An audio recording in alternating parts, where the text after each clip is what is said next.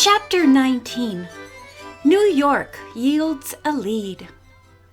As Nancy quickly packed her bags in order to catch the afternoon plane to New York, she discussed further angles of the case with her father. "Don't you think George ought to go away too?" she asked. "I think it would be a very good idea," her father replied. "Why don't you take her with you?" Nancy telephoned her friend and learned that the Fane family already had planned for George to be out of town for a while. They were taking her on a motor trip. Nancy's next call was to Bess.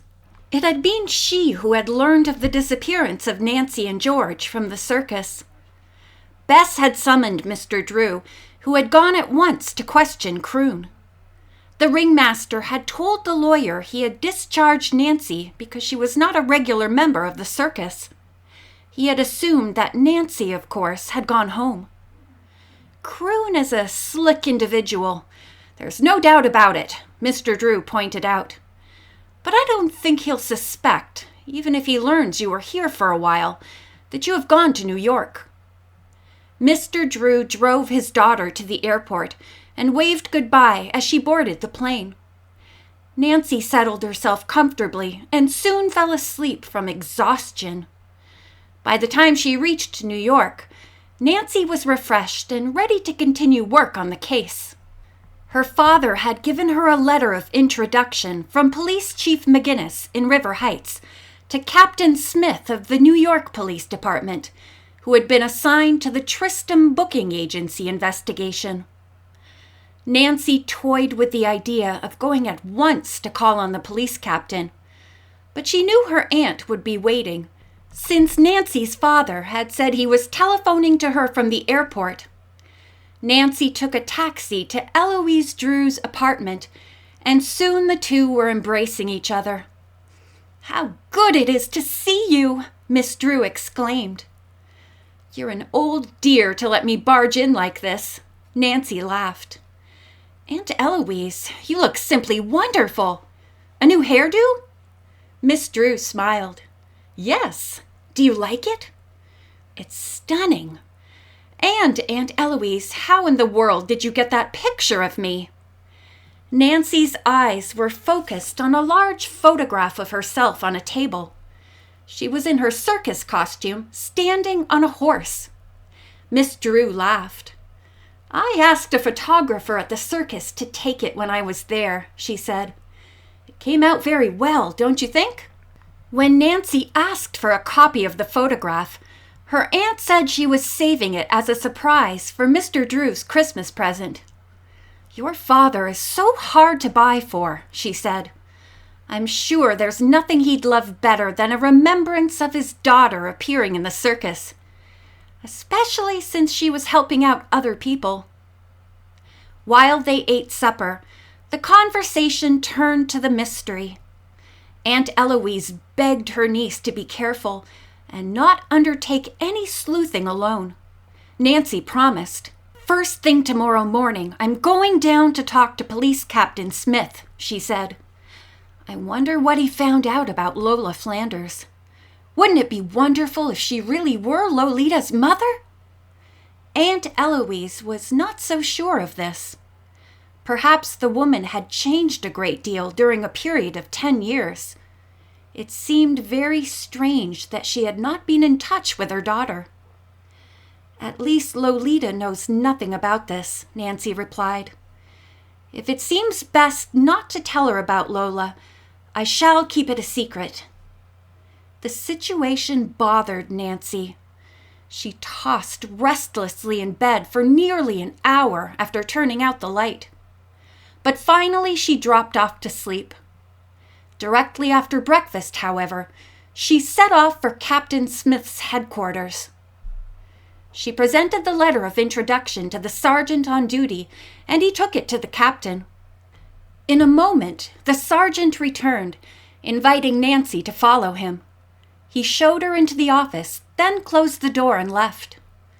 "I'm glad to meet you, Miss Drew," the officer said, smiling. "Chief McGinnis and I were buddies in the Army some years ago. He tells me that you're quite a detective."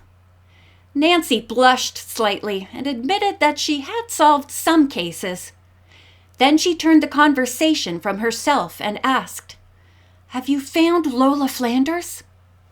"We don't know yet," Captain Smith told her. "We're still checking." He went on to say that one of their detectives had called at the Tristram booking agency. He had been able to learn little from either the owner or his secretary. "They're cagey people," the officer said. "They told our detective that they never discussed their clients' private affairs." "But you did find out something about Lola Flanders?" Nancy asked. "Yes. She's a young dancer and uses the stage name of Millie Francine." "A young dancer," Nancy repeated. "Then this Lola Flanders is not the person I'm looking for."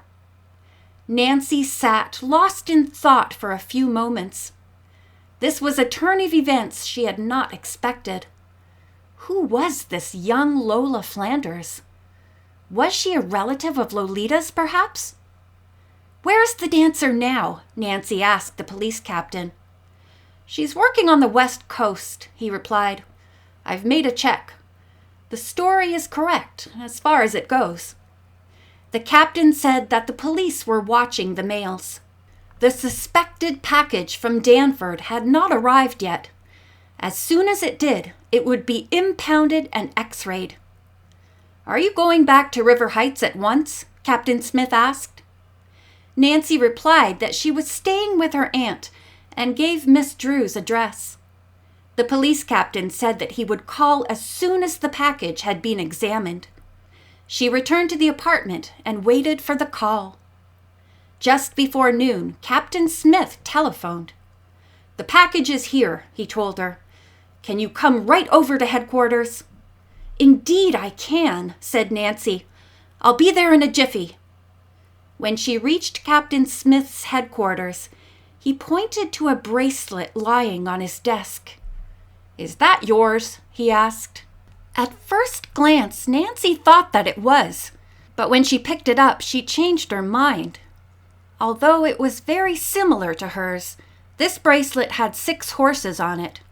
Furthermore, the bracelet was much darker in color and looked older. "I'm afraid this isn't mine," Nancy said, considerably embarrassed. She told him why. Captain Smith took the bracelet from her.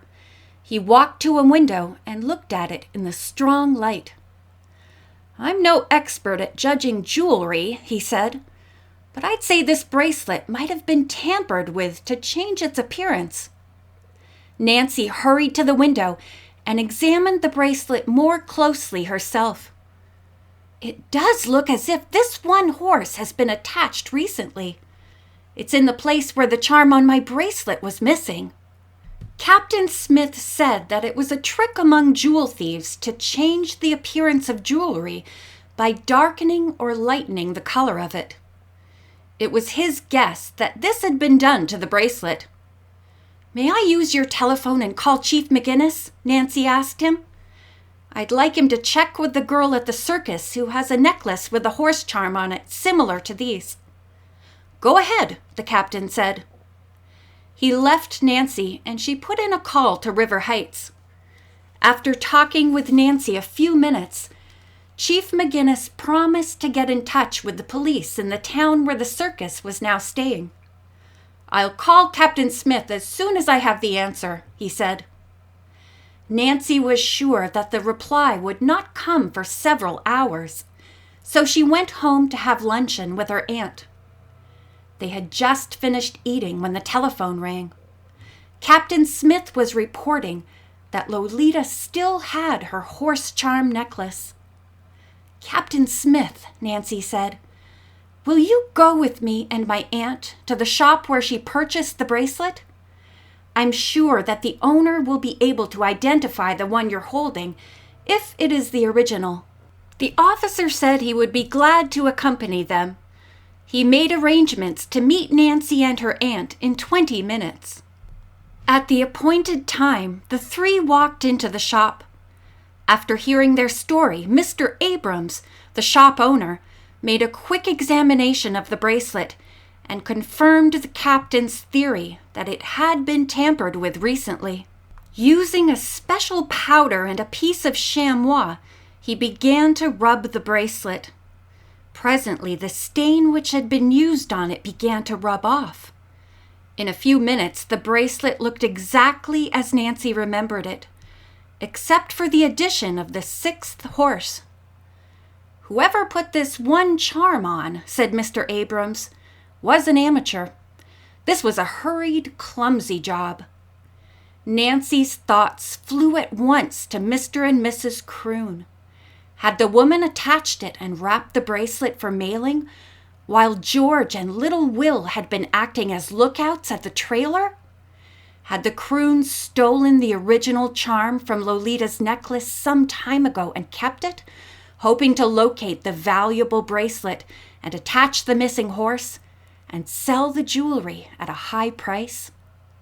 "Mr. Abrams," said Nancy, "would you mind looking in your records and telling me where you purchased the bracelet?" "I'd be very glad to," the shop owner said, smiling. He disappeared into a back room and was gone for some time. Finally, he returned and handed Nancy a piece of paper. "I purchased the bracelet from a London pawn shop," he said. "Here's the name and address."